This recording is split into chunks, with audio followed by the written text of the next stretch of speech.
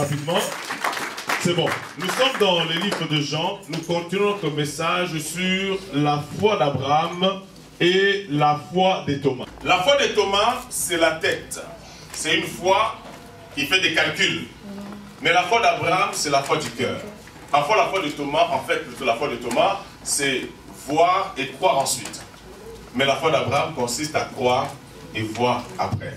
Parce que j'ai toujours dit, c'est celui qui croit finira par voir. Alléluia. Jésus dit à Marthe, ne t'ai-je pas dit que si tu crois, tu verras la gloire de Dieu. Amen. Et la foi n'est pas basée sur le futur. La foi n'est pas basée sur le présent. La foi est basée, fondée sur le passé. Amen. Tu ne peux pas dire que je croirai si je vois. Non, tu dois croire parce que tout ce que Dieu nous dit, ça fait partie de choses qu'il a déjà faites. Alléluia. Jésus ne mourra pas. Jésus ne meurt pas. Jésus est déjà mort. Le tout est accompli, ce ne sera pas au futur. Jésus a tout accompli au passé. C'est pourquoi Jésus disait à Marthe, ne t'ai-je pas dit? Il n'a pas dit, je te dirai ou je te dis. Mais ne t'ai-je pas dit que si tu crois, tu verras? Parce que ce que Jésus fait aujourd'hui, ça fait partie de retomber de ce qu'il a déjà fait hier. Est-ce que je parle vivant jusque-là? Amen. Donc, la foi d'Abraham, c'est une foi qui consiste à croire, même si tout est réuni pour que je ne croie pas. Je ne crois pas par rapport à ce que les gens ont dit. Je ne crois pas parce que c'est possible, mais je crois parce que c'est impossible. Amen. J'aime ça. Ça veut dire que je ne crois pas parce que c'est possible, parce que je sais que ça peut marcher. Non, je crois parce que je sais. Et qu'humainement parlant, ça ne marchera pas. Mais puisque Dieu a parlé, puisqu'il a parlé, je crois. Amen. Je veux un amen bien s'il vous plaît. Amen. Alors, Abraham, un homme vieux, il avait 100 ans lorsque Dieu a accompli ce qu'il lui avait dit. Et pourtant, sa femme, non seulement elle était stérile, mais il y avait un deuxième élément qui était encore, qui rendait les choses compliquées, c'est que Sarah avait déjà dépassé la ménopause. Et le troisième élément qui est gravissime, c'est qu'Abraham était, je ne sais pas si ça existe en français, mais il était cliniquement, biologiquement, anatomiquement déclaré impossible, incapable d'engendrer. Ça veut dire que Dieu aime quand la sauce devient amère, pour que lorsqu'il agira, que les gens disent que oh, c'était amer hier, mais quand il est passé, la sauce devient un peu goûtable, devient comestible, ça fait du bien. Ça, c'est ce que Dieu aime. Dieu il n'agit jamais quand ce n'est pas compliqué. Lui, il aime quand les choses se compliquent de plus belle pour que quand il passera, que les hommes disent que ça, c'est la main de Dieu. Réjouis-toi, toi dont la vie devient compliquée. Réjouis-toi, toi dont les choses deviennent compliquées. Parce que ça annonce une bonne nouvelle. Ça annonce que l'éternel Dieu, le Dieu que j'appelle ton nom le soir, et il est à la porte de ta vie. Ne te décourage pas, même quand les gens te découragent, parce que Dieu aime que les choses se compliquent. Parce que tu manges les fruits mûrs. À moins que tu sois vraiment un affamé invétéré ou vertébré ou à vie pour que tu ailles cueillir une mangue verte. Bon, c'est vrai qu'en Afrique, on cueille des mangues vertes pour faire des compotes. Mais je pense qu'on cueille plus une mangue mûre. Dieu veut aussi que ton problème mûrisse. Il veut aussi que ton problème grandisse. Que les gens en passant fassent la distinction entre une mangue verte et une mangue jaune. Dieu veut que ton problème devienne une mangue jaune pour que ça attire l'attention des gens. Tu peux dire amen bien? Je prêche, c'est Dieu, le Dieu des situations impossibles. Même quand dans ton quartier, tout le monde s'est marié sauf toi, c'est parce qu'en fait, ta situation à toi, Dieu l'a réservé pour donner gloire à son nom. Ça ne sert à rien de perdre de courage. Parce que nous avons ce Dieu qui a créé le monde sans aucun soutien. Dieu te bénira sans subvention. Il te bénira sans soutien. Il te bénira sans aide. Parce que le secours ne vient pas d'un homme. Le secours viendra de l'Éternel. La foi d'Abraham. Une foi qui agit dans l'impossibilité. Nous avons dit qu'Abraham s'est lancé dans une aventure parce que la foi est une vie d'aventure. Dieu lui dit, va dans les pays que je te montrerai. Parce que tout ce que Dieu l'inconnu. Tout ce que Dieu te donnera, ni toi, ni ton père, ni ta mère, personne n'en est informé. Dans Jérémie 29, verset 11, il dit, je connais les projets que j'ai formés sur toi. Projets de paix et non de malheur. Il n'a pas expliqué avec exactitude la nature de ces projets en question. Il donne seulement une vue globale. Toi, sois seulement dans la joie. Si tu sais que tout ce qui t'arrive fait partie des projets que Dieu a formés sur toi, c'est que même les malheurs peuvent devenir heureux dans ta vie. Parce que tout malheur n'est pas forcément malheureux. Il y a des malheurs qui sont bien heureux. Quand Jésus mourait, les gens disaient, hey, Fama, pourquoi tu meurs? Il dit, pleurez pour vos enfants. Parce que moi, ma mort est une bénédiction. C'est un malheur pour vous, mais c'est une situation heureuse pour moi.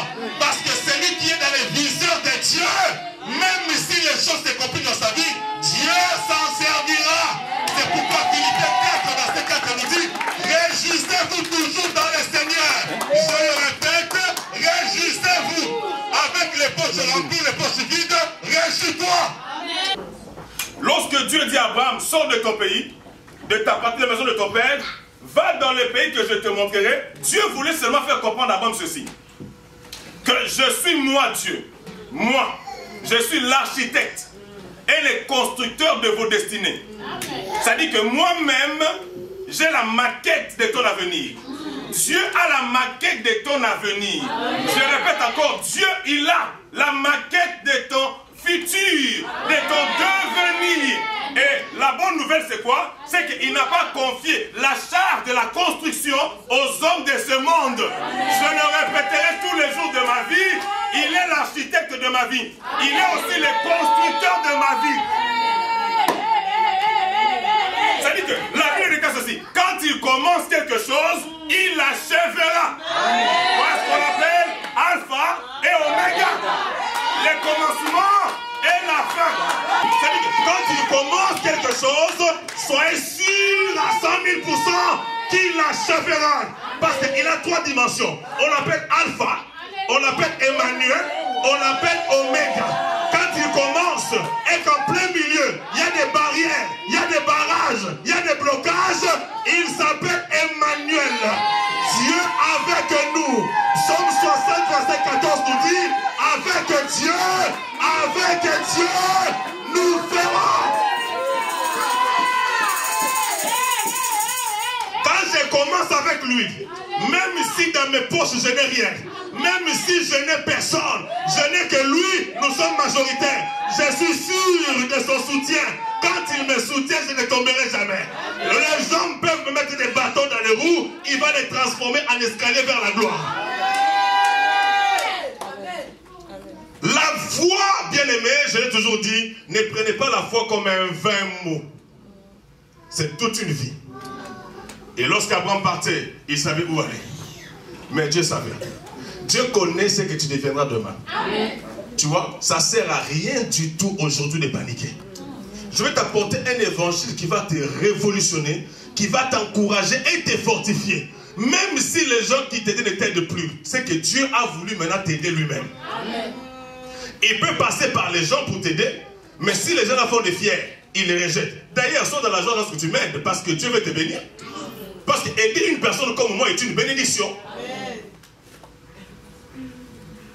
La foi d'Abraham.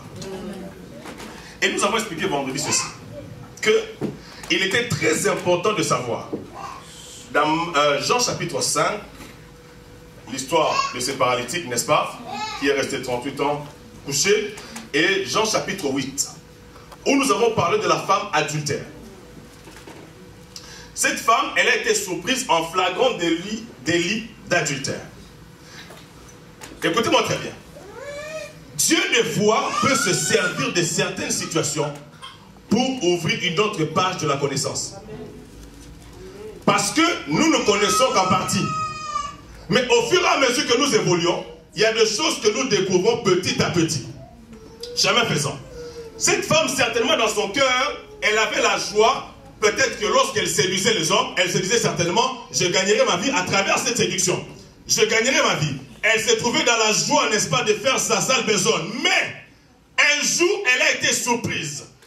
Qu'est-ce qui s'est passé? La Bible dit que les pharisiens l'ont amenée à Jésus. la conduisant à Jésus, eux connaissaient déjà les sorts de la femme. J'aimerais te dire une chose ici, aujourd'hui. Comprends bien ce message et tu verras que ta vie ne sera plus jamais la même. Amen. Parce que le diable est le maître de la condamnation. Le diable est le maître de la culpabilité.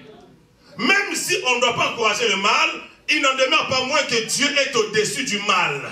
Amen. La parole dit ceci. Quand on l'a amené, ils ont dit à Jésus, Jésus, cette femme mérite la mort parce que la loi de Moïse nous dit, lorsqu'une personne a été surprise comme elle, il faut qu'elle soit lapidée. Jésus ne les calculait même pas. Il faisait ses calculs, il dit, bon, Epaphras, quand il naîtra, on dit Jésus écrivait par terre, on ne sait pas s'il écrivait. Epaphras, quand il va naître, il va passer par là, oui, crochet, ok. Les gens vont croire qu'il va finir sa vie comme ça, après un moment, quand je dis Epaphras, ça peut être toi aussi. Il peut finir sa vie comme ça, mais bon, à 22 ans, 23 ans, bon, peut-être à 17 ans, 18 ans, il va me rencontrer.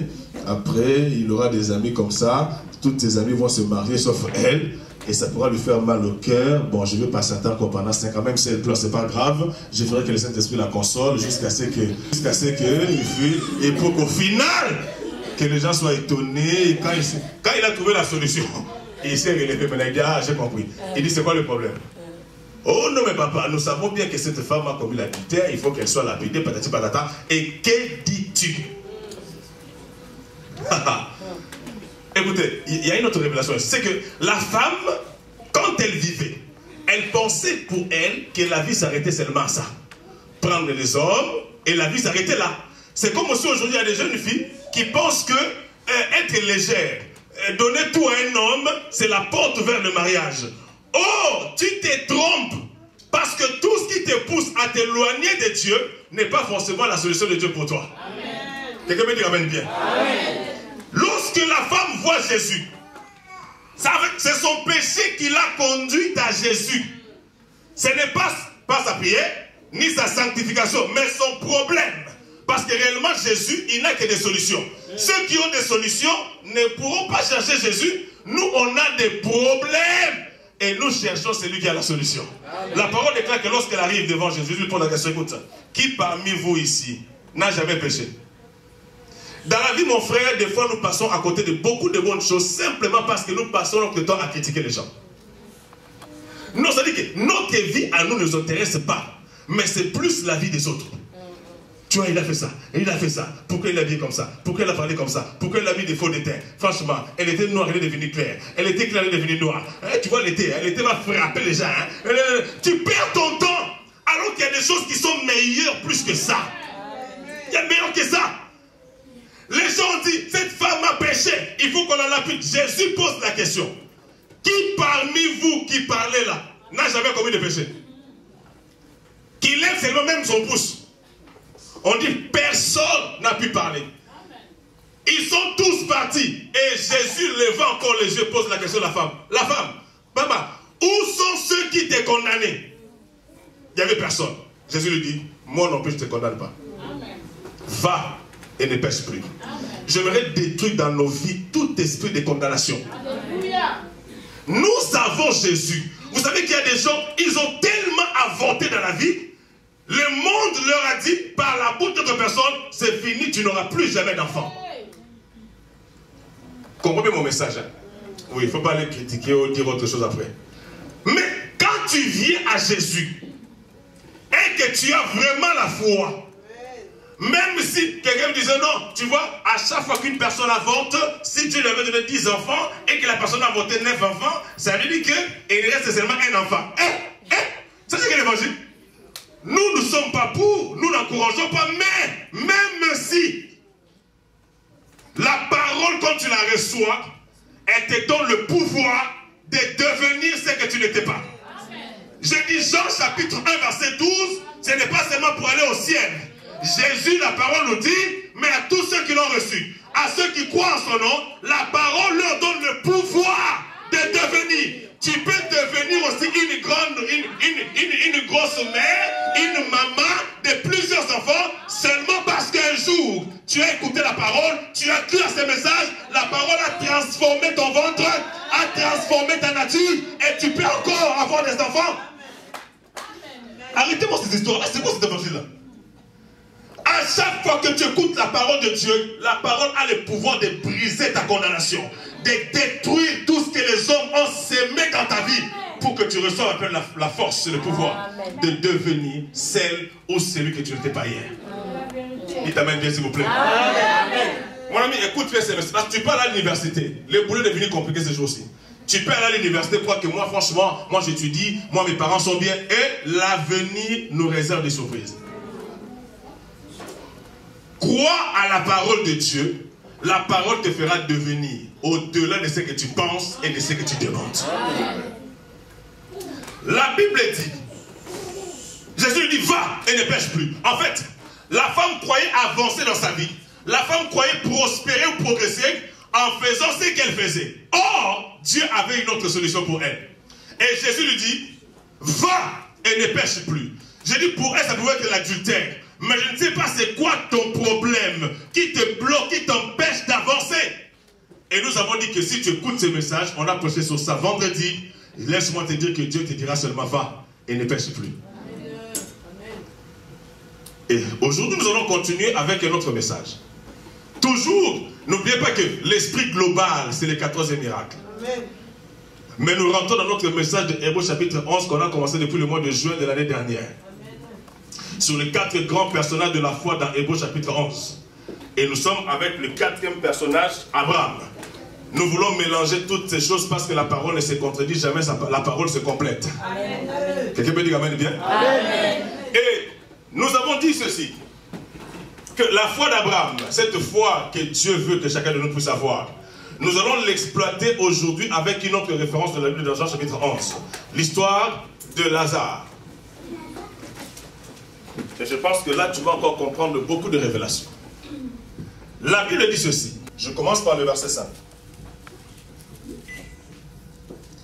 Or, Jésus aimait Marthe et sa sœur et Lazare. Or, en bon français, on peut dire, or, Jésus aimait Marthe, sa sœur et Lazare. Mais pourquoi est-ce qu'on dit ici, Jésus aimait Marthe et sa sœur et Lazare? C'est pour dire que l'amour qu'éprouvait Jésus envers ces 3 personnes n'était pas la même chose. Ça s'appelait amour, mais ça n'avait pas forcément le même degré, ni le même niveau de considération. Vous savez pourquoi je le dis? C'est parce que la foi, des fois, est combattue par une mauvaise conception que les gens ont au sujet de l'amour de Dieu. Ils pensent que si Dieu m'aime, je dois forcément avoir tout ce que j'envie chez les autres. Si Dieu m'aimait, je serais mieux que tout le monde. Non! À chacun de nous, il y a une dose d'amour divin qui fait que nous soyons tous différents. Amen. Dieu peut m'aimer et faire que mon église qu'il y ait seulement 30 personnes. Amen. Dieu peut aimer aussi un autre pasteur et faire que son église qu'il y ait 100 000 personnes. Tout ça, ça fait partie de l'amour de Dieu. Ce n'est pas parce que Dieu lui a soi-disant beaucoup donné que moi, Dieu ne m'aime pas parce qu'il m'a peu donné. Non, tout ce que Dieu donne est bon. Je répète encore, tout ce que Dieu fait aussi est bon. Sache-le très bien que Dieu t'aime et l'amour que Dieu éprouve envers l'autre, c'est la même nature que l'amour qu'il éprouve envers toi. Amen. Et son amour a aussi un service de renseignement. Ça veut dire que par amour, Dieu peut te refuser certaines choses. Non pas que c'est le diable, mais c'est Dieu qui ne veut pas que tu aies toutes choses. Parce que quand il te regarde, par amour pour ne pas te perdre, il dit s'il te donne certaines choses, tu vas partir. Dieu sait, Dieu te connaît. Moi, Dieu me connaît. Dieu te connaît. Il sait que les 1000 euros, quand tu le reçois, tu te perds la tête. La tête, ça dit que c'est perdu pour toi. Alors, toi, tu ne pourras pas avoir 1500 euros. Tu n'auras que 1000 euros. Jusqu'à ce que l'amour de Dieu va t'aider à grandir pour qu'il te donne encore mieux. Jésus aimait Marthe et sa sœur et Lazare. La Bible continue en disant ceci. Le verset 6. Lorsqu'il eut appris que Lazare était malade, il resta 2 jours encore dans le lieu où il était. Parce que le verset précédent nous dit ceci. le verset 4, on dit que Jésus, après avoir entendu parler de la maladie de Lazare, il restait encore parce qu'il savait que la maladie de Lazare allait faire éclater la gloire de Dieu. Amen. Ce n'est pas parce que Jésus aimait Lazare que ça donnait obligatoirement à Jésus le droit ou le devoir de faire quoi que ce soit pour que Lazare ne soit pas malade. Non, Jésus aimait Lazare aussi. Mais ça n'a pas empêché à la maladie de venir visiter Lazare. Parce que les sœurs ont dit ceci. Écoute, voilà celui que tu aimes. Verset 3. Les sœurs envoyaient dire à Jésus, Seigneur, voici celui que tu aimes est malade. Même si Jésus aimait Lazare, je répète encore, ça n'a pas empêché à la maladie de venir visiter Lazare. L'amour de Dieu dans ta vie n'est pas un vaccin anti-problème, tu peux dire Amen. Amen. Dieu t'aime même quand tu as des problèmes. D'ailleurs, ces problèmes-là, Dieu va les transformer en solution. Amen. Et Jésus dit, cette maladie, c'est pour faire éclater la gloire de Dieu. Lorsqu'une personne est convaincue, consciente de l'amour que Dieu éprouve envers elle, tout ce qui t'arrivera, tu sais très bien que c'est pas la finalité, c'est que Dieu sera glorifié. Amen. Je n'ai pas à chercher les sorciers dans ma famille ou le démon par-ci par-là. Je sais que tout ce que Dieu permet dans ma vie, puisqu'il m'aime, il le permet pour un seul but. Ce n'est pas pour que moi je sois glorifié, mais pour que lui soit glorifié à travers ma situation. Donc je ne cherche pas à chasser les sorciers ou la sorcellerie. Moi je suis convaincu de l'amour que Dieu éprouve dans mon cœur. La parole déclare que Dieu a tellement aimé le monde qu'il a donné son fils unique. Dieu n'avait pas deux fils, il n'en avait qu'un seul. Et il ne s'est pas empêché de te les donner. Alors la parole déclare, si Dieu ne nous a pas empêché son fils, qu'est-ce qui pourra encore dépasser Jésus dans ce monde? Les gratte-ciel, ça n'a aucune valeur devant Jésus. Jésus est mieux que tout ce que l'on peut voir, tout ce que l'on peut espérer, tout ce que l'on peut demander. Si Dieu nous l'a donné, ça veut dire que toute chose nous sera donnée par-dessus tout. Amen. C'est bien de dire Amen, mais je veux que tout le monde croie à ces choses. Et voilà que Jésus est resté. Jésus reviendra plus tard. Quand il arrive, c'est ça le nœud de notre problème aujourd'hui. Je prends à partir du verset 32.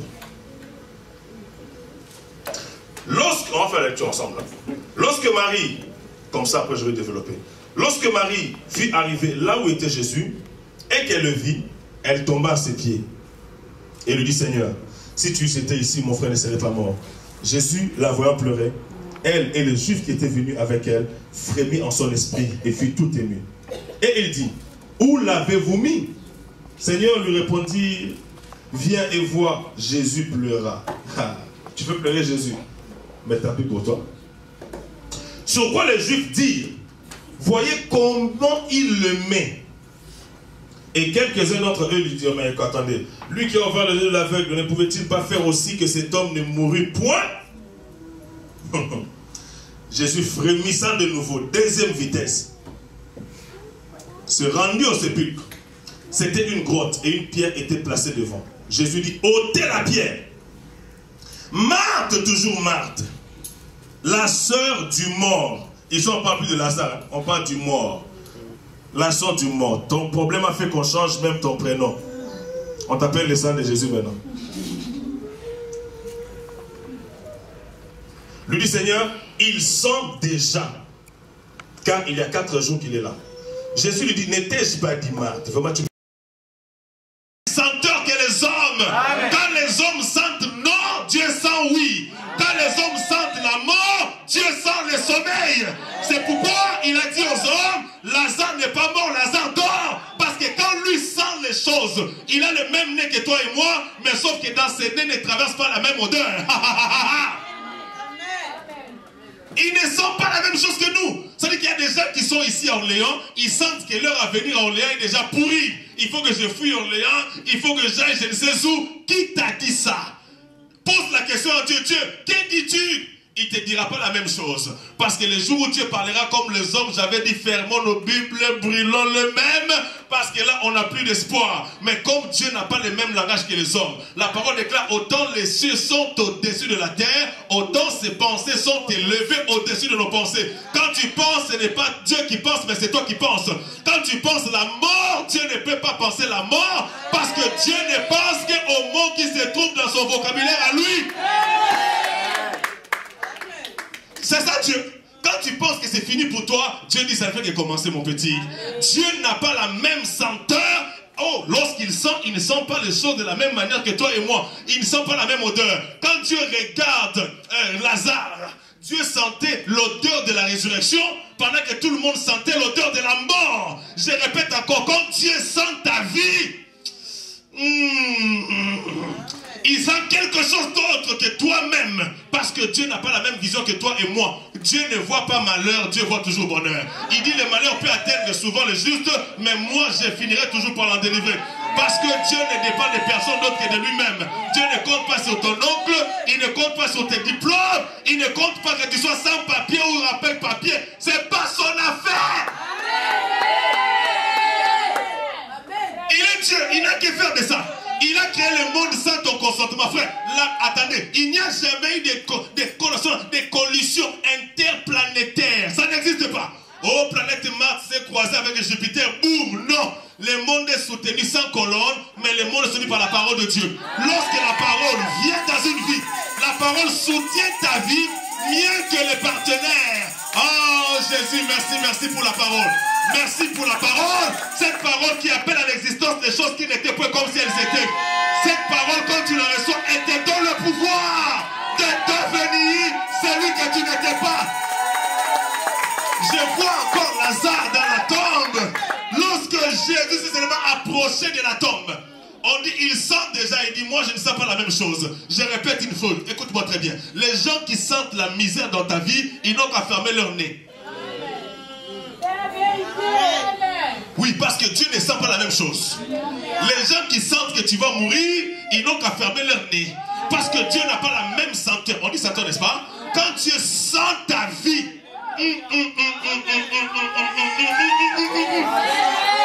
pendant que tes amis disent, mais tu sais franchement, à 22 ans tu ne te maries pas, c'est fini pour toi. Hein. Moi-même à 32 ans je me marierai. Et vous oublierez même que vous vous fîtes marier, vous fîtes marier. Voilà, c'est bon français. Vous fîtes marier. Parce que quand Dieu fait, quand c'est Dieu qui fait, on sent que ça, c'est différent des autres. Peut-être que tu t'es marié parce que tu as frôlé quelqu'un, la personne est tombée, elle était faible, elle est tombée. Mais moi, ça dit que ton mariage à toi, ça sera made in God. Made in God. Made in God. Je parle au vivant ou quoi, mon Dieu? Fabriquer, inventer, créer, fonder. Dieu va fonder. Ça dit que Dieu, même s'il voit qu'il n'y a plus d'issue, il va se fonder lui-même une issue. La Bible l'appelle la porte de brebis. Fermez-moi toutes les portes comme vous voulez. Le fait que Jésus soit en moi, il est lui-même la porte. Je passerai par lui. Il fait un chemin là où personne ne savait. Il est celui qui transforme le désert en oasis. Il est celui qui change la mort à la vie. Nous l'appelons Jésus. Jésus, le vrai faiseur de miracles.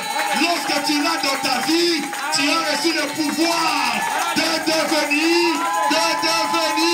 Oh! Laisse-moi le temps, je deviendrai mieux que ce que tu penses. Laisse-moi le temps, avec mon Dieu, nous ferons des exploits qui vont t'étonner. C'est ça le pouvoir divin dans la vie de l'homme. Et il a tout mis dans sa parole. La parole déclare qu'au commencement était la parole était avec Dieu et la parole était Dieu. Toutes choses ont été faites par elle et rien, je dis bien rien. Quand je dis rien, ça veut dire rien. Oh.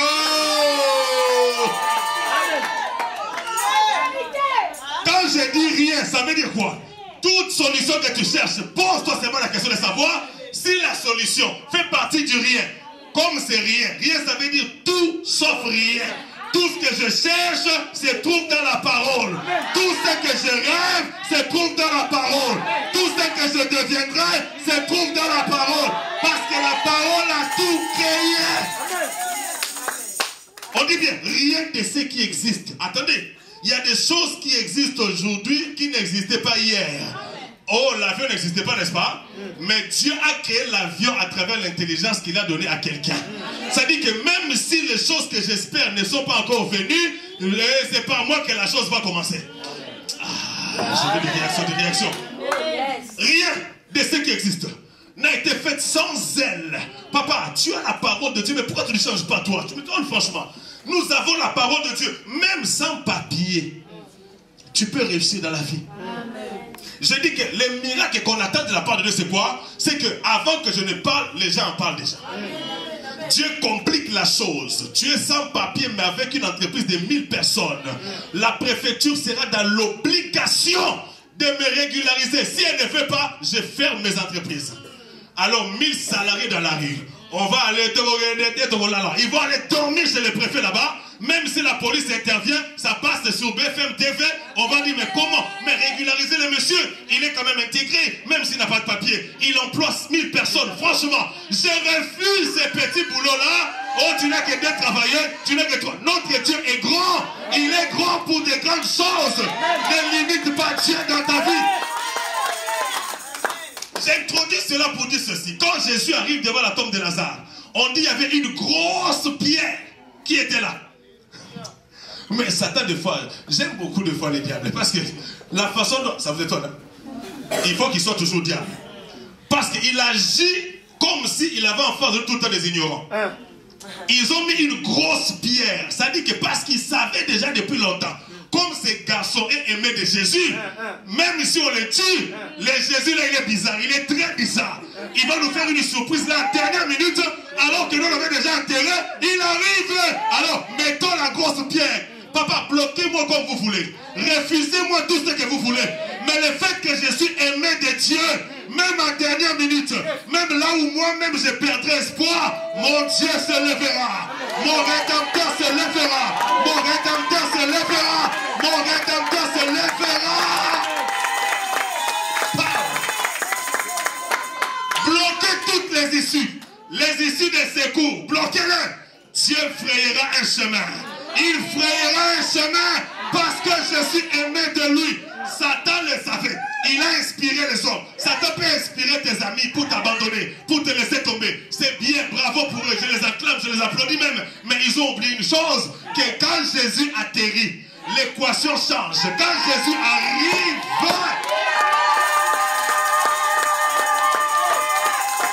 insultez-moi, ce n'est pas grave. Moquez-vous de moi, je m'en fiche. Parce que je suis aimé de Dieu. Puisque j'aime ce Dieu-là, puisque ce Dieu m'aime. D'ailleurs, il y a 2 choses. Dans Romains chapitre 8, verset 28, on dit: toutes choses concourent, collaborent, travaillent, marchent ensemble pour le bien de celui-là qui aime Dieu. Mais attendez.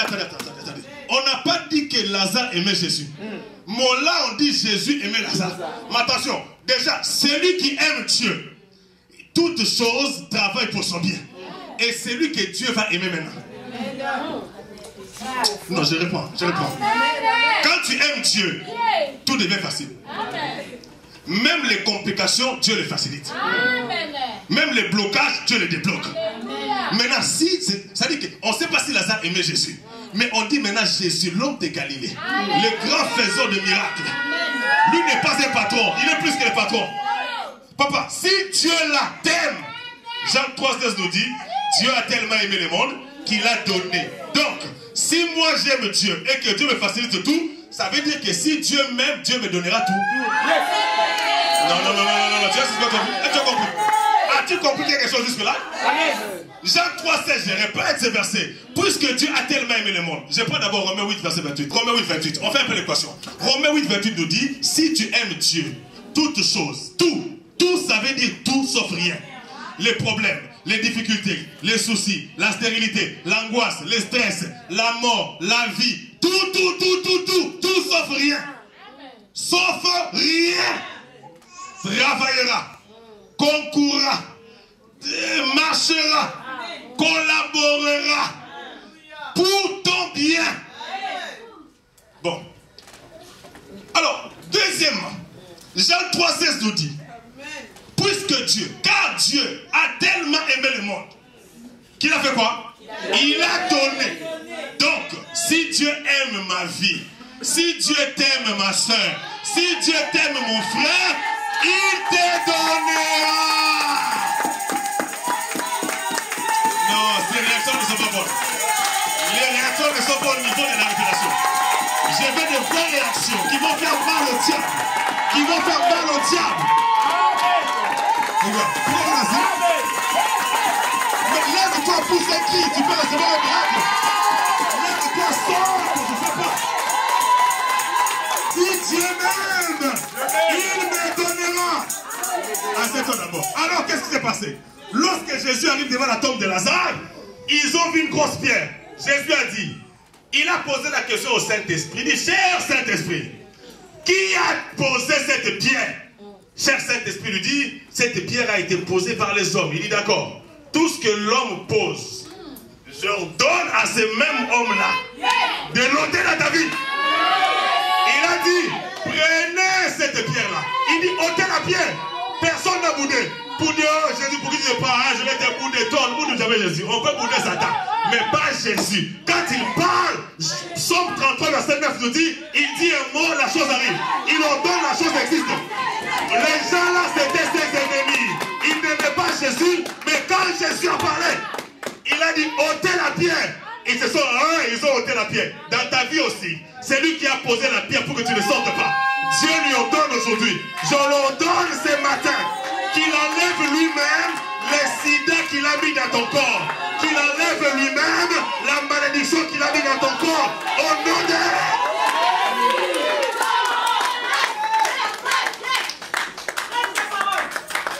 J'ordonne encore à tous ces hommes qui ont mijoté, qui ont fait n'importe quoi sur ta vie. Je leur donne l'ordre. Même s'ils sont morts, que les esprits qui les ont aidés viennent récupérer leur clic et claque dans ta vie et qu'ils s'en aillent au nom de Jésus. Dit, ôtez la pierre. Oh, mais toi tu es Dieu. Si tu es Jésus, enlève la pierre. Ce n'est pas moi qui l'ai mise. Attendez, Dieu ne peut enlever que ce que le diable a mis. Mais ce que les hommes ont mis, Dieu n'a pas ce temps-là. Il n'a pas ce temps-là. Dans Marc chapitre 16, on nous dit ceci. Les femmes se disaient entre elles, qui roulera pour nous la grosse pierre qui est à l'entrée du sépulcre? Quand ils arrivaient, ils ont trouvé déjà la pierre ôtée. Pourquoi? Parce que cette pierre-là, spirituellement parlant, ça représentait beaucoup de choses. Ils ont mis la pierre investie par l'autorité du diable pour que Jésus ne sorte pas. Alors Dieu a envoyé un ange. Dieu ne descend pas, frère. Quand nous disons, oh Seigneur, descends, descends, descends, il n'a pas cet temps-là, mon frère. Ton problème est tellement petit qu'il ne peut pas se lever, quitter son trône et venir sur la terre. Non, tu as de la valeur, tu pries à ses yeux. C'est pourquoi il est descendu sur terre pour te sauver toi. Mais pour te sauver de tes problèmes-là, il ne descendra pas. Il enverra des hommes, il enverra ses serviteurs, il enverra des anges, parce qu'il est tout puissant. Quand les femmes arrivent, elles ont trouvé la pierre déjà ôtée, parce que Dieu avait envoyé un ange. L'ange a seulement shooté la pierre tuite. La pierre était grosse aux yeux des hommes, mais elle était minuscule, atomique aux yeux de Dieu. Ôte la pierre que tu as mis devant ma soeur. Ôte la pierre que tu as mis devant mon frère. Ôte la pierre que tu as mis devant le père de la vie comblée. Ôte la pierre. Ôte-la, ôte-la. Je t'ordonne. Oui. Je t'ordonne ce matin que tu ôtes la pierre, toutes les pierres que tu as mises au devant de ma vie. Laisse-moi, parce que Jésus vient encore parler une fois de plus. Et quand ils ont ôté la pierre, certainement Lazare, il a encore senti doublement. Peut-être que la pierre bloquait un peu les odeurs, tout ça. Mais quand on a levé la pierre, qui a fui? Donc, n'écoutez pas les hommes.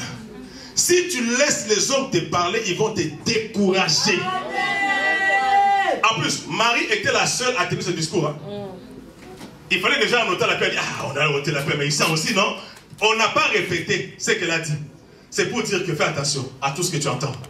Fais attention à tout ce que tu entends. Dieu n'a pas le même langage que les hommes. Quand ils ont ôté la pierre, frère, Jésus regarde. Avec l'œil spirituel, il voit plusieurs cadavres.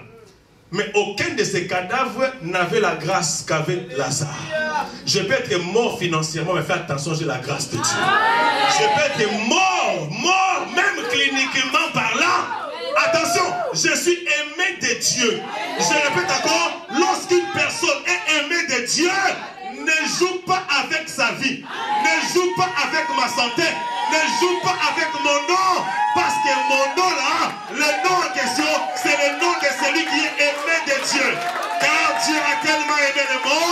qu'il a donné. Lorsque Dieu m'aime, il ne se refusera pas de me donner. Quand Jésus regarde la tombe, j'aime cet homme. Il est tellement simple. Vous savez, quand une personne a l'argent, plus besoin de vous dire que j'ai l'argent. On les sent. Les gens disent, quand on a l'argent, même si on est vilain, on devient... Non, beauté négligée. Parce que quand on a l'argent, les gens chercheront tout pour quand même justifier, tu vois un peu quoi. Jésus est sûr de lui. Il a regardé la tombe. Attendez, on a enterré Lazare seul dans la tombe. Mais son esprit s'est trouvé entre le cadavre. Jésus dit, un seul mot. J'aime encore sentir, il dit, Seigneur, tu n'es pas digne, je ne suis pas digne que tu viennes chez moi. Dis seulement un mot. Frère, ne jouez pas avec la prédication, je vous assure. Les vies des gens se jouent à travers ce que nous sommes en train de dire ici là. Si tu prends ça là, tu es seulement content de dire amen, tu passeras ta vie comme ça, les amen, amen, amen, amen, amen, amen. Mais si tu prends au sérieux ce genre de choses, mon ami, la parole, même quand elle sort, soi-disant sans onction, même quand quelqu'un parle comme un prêtre, s'il prêche la parole de Dieu, si tu mets ta foi, tu verras la gloire de Dieu. A fortiori lorsqu'elle est chaude. Quand la parole est chaude, elle empêche seulement aux mouches mortes de venir s'asseoir sur les beignets chauds. Parce qu'elles vont se brûler. Lazare! Sors! Papa, Jésus connaît ton nom. Il te connaît exactement comme tu es. Jésus n'avait qu'à faire poser la question, d'accord? Je commence d'abord par le commencement. Esprit de maladie, je te chasse depuis ton origine. Et il est tombé malade parce qu'il a mangé les bitegoutegou. Il a mangé les fungos mal préparés. Et esprit de maladie, je te détruis parce qu'il avait commis l'adultère, l'impudicité, il a attrapé le sida. Esprit de sida, sort. Il perd son temps. Notre Dieu va droit au but. C'est quoi ça? Qu'est-ce qu'il veut? Il veut que Lazare revienne à la vie. Donc il n'a rien à faire avec tout ce qui s'est passé avant pour que Lazare meure. Il prend l'esprit de solamistique. C'est quoi en français? Solamistique. Solamistique, c'est quoi? Mauvaise odeur. Il prend l'esprit de mauvaise odeur. Esprit de mauvaise odeur, je t'intime l'ordre par le pouvoir que j'ai de m'assujetter toutes choses. Esprit de mauvaise odeur, sors de Lazare. Esprit de maladie, esprit de malédiction de mort, esprit de mort dans les quartiers. Peut-être dans les quartiers de Lazare, il y a eu plusieurs morts. Et il a entendu parler de ça. Esprit de plusieurs morts dans les quartiers de Lazare. Sortez. Pendant ce temps, Lazare continue à pourrir de plus belle. Non, la puissance de la parole de Jésus a suffi pour que les yeux de Lazare, partout où ils se trouvaient, pour que le corps de Lazare soit récomposé. Je prêcherai sur ces choses jusqu'au retour de Jésus. Les paroles de Dieu sont oui et amen. La puissance de Dieu, quand elle agit, elle récompense.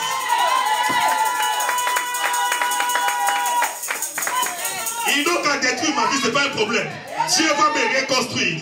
Ils ont qu'à me déstabiliser. Dieu va me rétablir. Ils ont qu'à détruire. Dieu va me retravailler. La parole que tu annonces ce matin, elle te retravaille. Elle retravaille ta vie. Partout où il y avait des soucis, des inquiétudes, la parole va visiter un peu le pôle en question et Dieu va retravailler. Parce que quand Dieu parle, il y a ce qu'on appelle en français retournement des situations. Mon ami, je ne perds de rien dans ma vie. Je ne perds de rien. Je n'ai peur de rien. David dit dans Psaume 27, verset 3. Mais nous savons vite fait, mon frère. Psaume 27, verset 3. Dit une armée se campait autour de moi.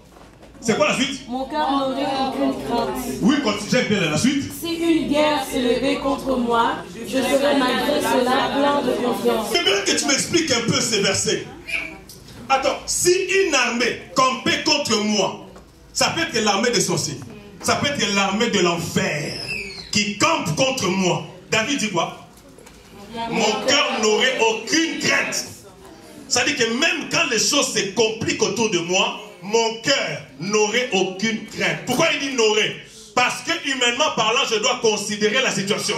Mais Il continue en disant, si une guerre s'élevait contre moi, je serai malgré cela plein de confiance. Ça veut dire qu'humainement parlant, tu n'as plus de confiance lorsqu'il y a une guerre autour de toi. Mais il dit malgré cela, parce qu'il sait que Dieu est avec lui. Yes. N'aie pas peur de la vie. Yes. Moi, tu peux me menacer comme tu veux. Tu me feras ni chaud ni froid. Parce que je sais où je me cache. Je suis caché en Jésus et Jésus en Dieu. Il n'y a aucune parole. Pour que la parole m'atteigne, elle doit traverser Jésus. Jésus lui-même, la parole. Quelle parole peut être plus puissante que la parole de Jésus? Ecclésiaste 8, verset 4. Rapidement, mon frère, nous dit ceci.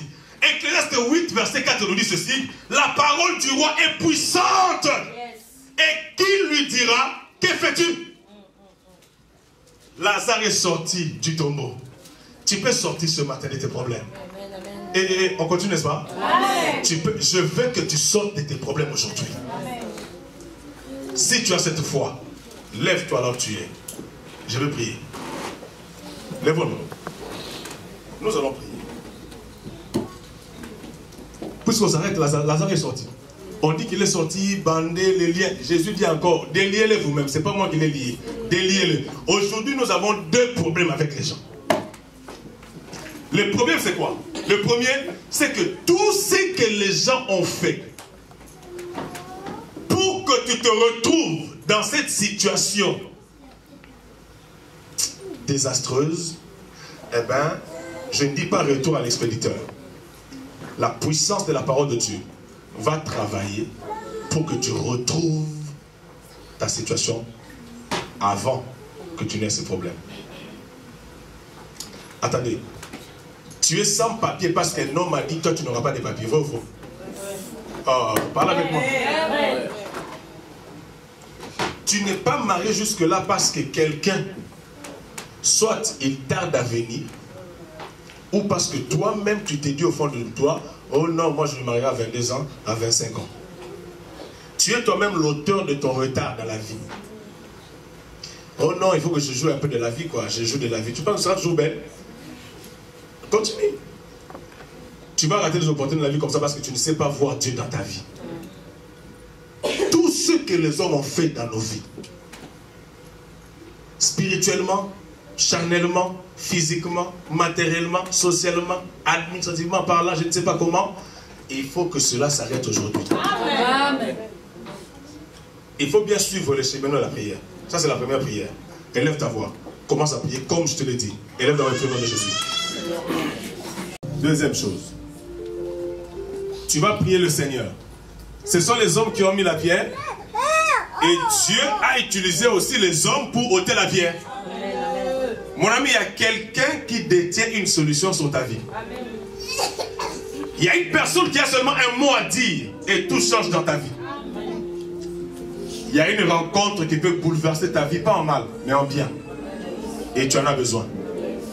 Tu vas prier pour que Dieu amène à toi, attire vers toi, attire à toi dans ta vie toutes ces personnes qui détiennent un mot, qui détiennent une clé, qui détiennent une parole, qui détiennent une somme d'argent, frère, pour changer l'histoire de ta vie. Ne prie pas ces hommes-là. Demande à Dieu. Dieu, si tu pries de tout ton cœur, Dieu va les envoyer, mon frère. Tu seras étonné toi-même. Élève ta voix. Ne rate pas ces miracles. Prie au nom de Jésus. Ne pense à personne d'autre qu'à Dieu. Tu seras en train de prier, tu regardes à ton copain là, Seigneur, fais vraiment qu'il fasse tout ça. Tu penses qu'il va revenir. Là, tu es en train de détruire ta prière. Parce que Dieu n'a pas que les gens que tu connais. Dieu n'a pas que ceux que tu connais. Dieu, il a mieux. Si c'est eux, voilà, Dieu lui-même sait. Parce que quand ça vient de Dieu, tu n'auras aucun compte à rendre à quelqu'un. Il sera là pour dire, tu sais, franchement, je suis venu parce que, voilà, je voyais que, voilà, si je ne venais pas, voilà. Non, quand l'homme vient dans ta vie, il est humble. Il est humble parce que dans son cœur, il s'est dit que franchement, c'est une grâce de Dieu. La personne ne va pas te ridiculiser. La personne va te respecter. La personne va t'aimer. La personne fera tout pour toi. Parce que c'est un don de Dieu. Quand Dieu aime, il donne. Donc, tout celui qui vient de Dieu, c'est un don pour toi. Ne te les fabrique pas. Ils existent, ces dons-là. Troisième chose. Quand Lazare est sorti, c'était pour la gloire de Dieu. Tu vas prier par rapport à toi-même. Il ne faudrait pas qu'il y ait des choses en toi qui feront qu'après que Dieu aura agi, tu abandonnes Dieu, tu deviens irrégulier, tu rentres dans le monde, tu vas montrer aux gens comment tu es béni. Non, non, non, non, non. Franchement, ça serait une malédiction pour toi. Dis au Seigneur que je ne sois pas déséquilibré par tous ceux que mes prières là, en rapport avec ta parole, pourront faire dans ma vie. Il y a des chefs d'entreprise ici, des grandes dames, des grandes personnalités ici, des sénateurs, des députés. La parole te donne le pouvoir de voir loin, tout en restant attaché à Dieu. Élève ta voix, prie le Seigneur.